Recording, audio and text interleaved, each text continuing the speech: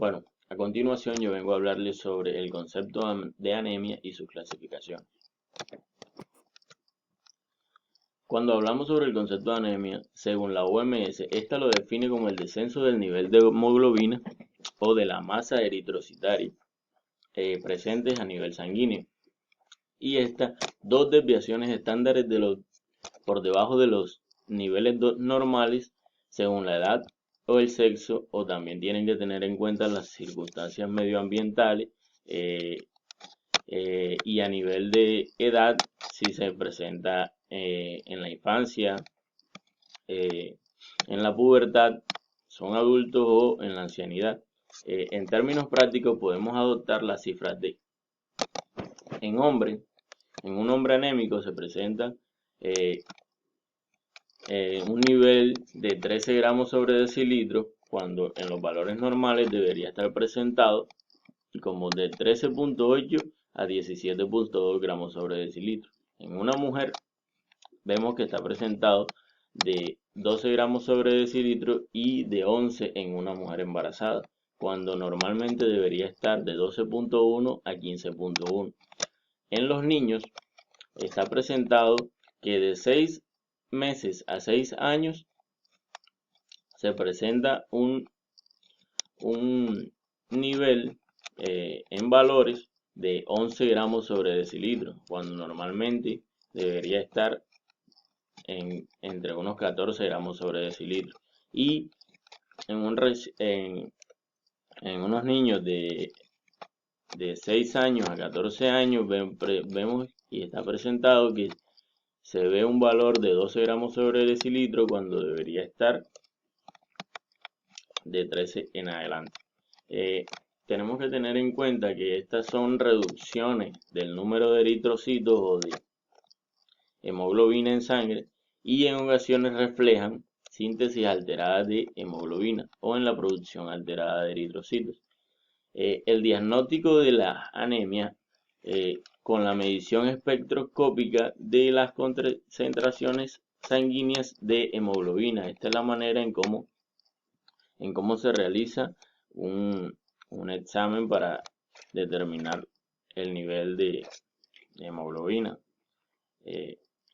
Vemos que este se realiza por medición espectroscópica. ¿Qué quiere decir esto? La medición espectroscópica se realiza a través de un instrumento llamado espectroscómetro o espectroscopio óptico, el cual es un instrumento que a través de las propiedades de la luz nos permite establecer los niveles que necesitamos observar de hemoglobina en sangre. Cuando hablamos de concepto también decimos que se presenta una elevada prevalencia en las consultas de atención primaria, pediatría y en control de gestación. ¿Por qué se presenta en bastante proporción en estas situaciones? Porque cuando en pediatría se presenta es porque los niños, como están en etapa de desarrollo, requieren de una ingesta de este mineral más elevada, los cuales pues por consiguiente van a generar un déficit a nivel sanguíneo de su masa eritrocitaria. Y también cuando las mujeres se presentan en estado de embarazo es porque por el proceso de gestación el feto también necesita o requiere de una ingesta adicional a la que ya la madre pues posee, y esta va a conllevar a una disminución en sus niveles de hemoglobina en sangre.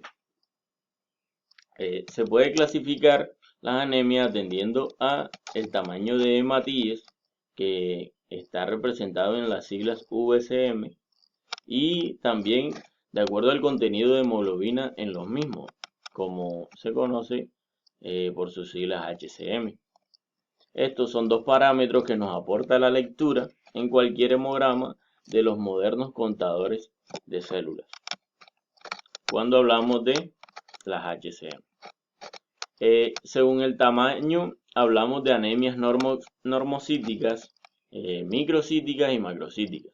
Y según el contenido de hemoglobina, hablamos de anemias normocrómicas, hipocrómicas e hipercrómicas. En el cuadro presentamos que según cuando estamos hablando de anemias microcíticas, en hombres se presentan unos valores menores a 13.5 gramos sobre decilitro, en mujeres menores a 12.5, en niños menores a 11.5, y cuando es de tipo hipocrómica se presentan valores menores de 28 picogramos y menores a 80 femtolitros.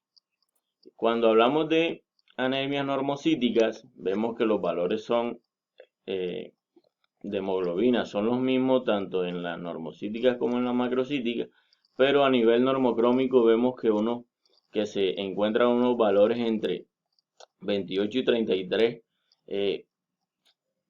de 28 y 33 picogramos y de unos 80 a 96 femtolitros. Y cuando hablamos de hipercrómicas, 33 picogramos y de 96 femtolitros. Las anemias microcíticas y hipocrómicas son las más frecuentes en la población pediátrica, si bien la mayoría de los casos corresponden a una deficiencia de hierro y a un trastorno de hemoglobina, especialmente cuando lo llamamos como talasemia menor, que más adelante lo vamos a explicar. Estos deben ser considerados como un principal diagnóstico y se tiene que tener en cuenta que son trastornos hereditarios del metabolismo del hierro y que son poco frecuentes, pero también pues, deben ser tenidos en cuenta. También tenemos que mencionar que no es lo mismo decir que hay deficiencia de hierro a una anemia por deficiencia de hierro. Como lo presentamos en esta diapositiva, la anemia ferropénica o por deficiencia de hierro es una de las causas más frecuentes de anemia en todo el mundo y representa un importante problema de salud principalmente en los países subdesarrollados. No podemos hablar de deficiencia de hierro al igual que de anemia por deficiencia de hierro, porque cabe resaltar que el hierro, pese a encontrarse en cantidades muy pequeñas en nuestro organismo, presenta y participa como un cofactor en número de procesos biológicos indispensables para la vida. Como transporte de oxígeno, también se presenta como fosforilación oxidativa, metabolismo de los neurotransmisores y la síntesis de ácido desoxirribonucleico o ADN.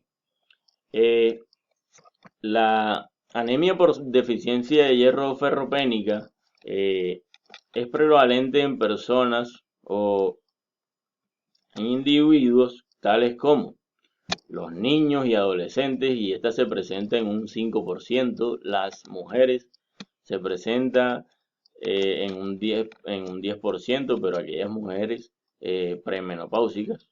En hombres se presenta en un 1% y en ancianos en un 40%. La deficiencia de hierro es muy común en muchas partes del mundo y especialmente en los países en desarrollo. Las causas principales de insuficiencia de hierro son la deficiencia en la dieta, la mala absorción, el sangrado gastrointestinal, la pérdida episódica de sangre y esta puede ser como lo conocemos la menstruación.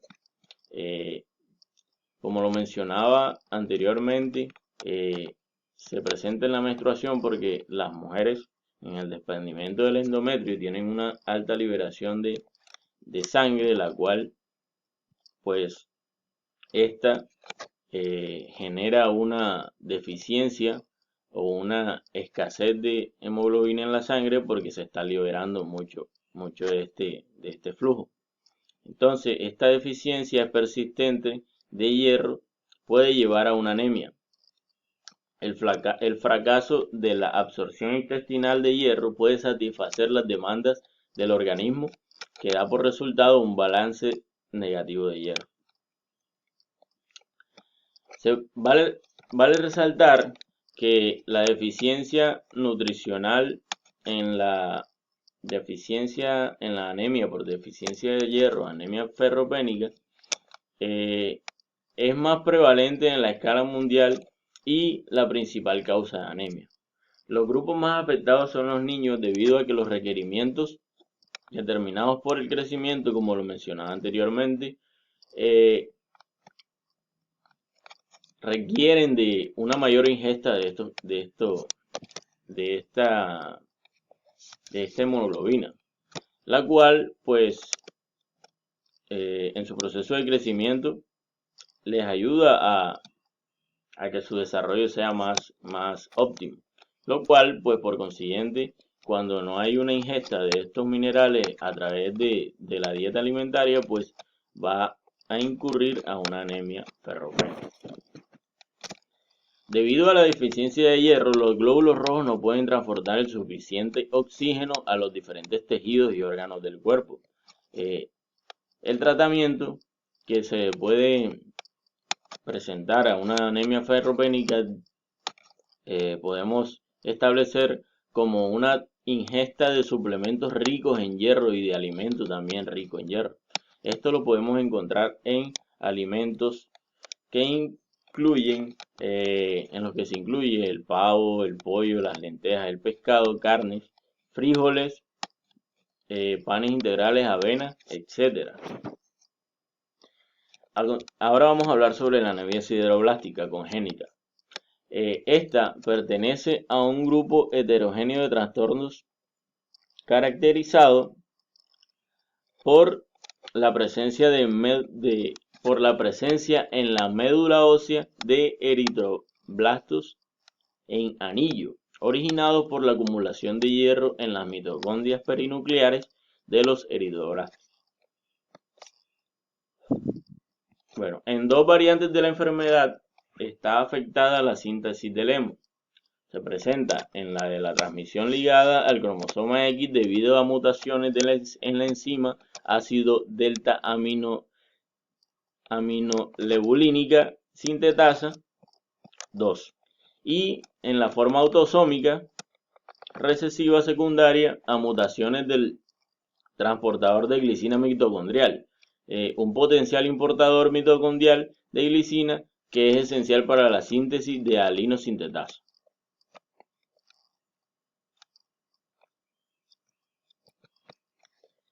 Bueno, en la anemia sideroblástica congénita es importante mencionar que está ligada al cromosoma X y es el prototipo de las anemias sideroblásticas congénitas, este cromosoma. Sus principales hallazgos son los siguientes.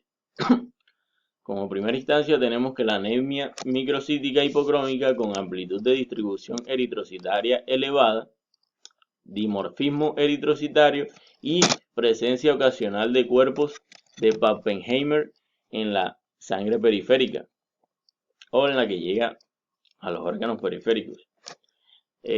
Como segunda instancia tenemos que hay abundantes sideroblastos en anillo en la médula ósea y por tercera instancia tenemos que en una respuesta clínica variable al tratamiento con piroxidina.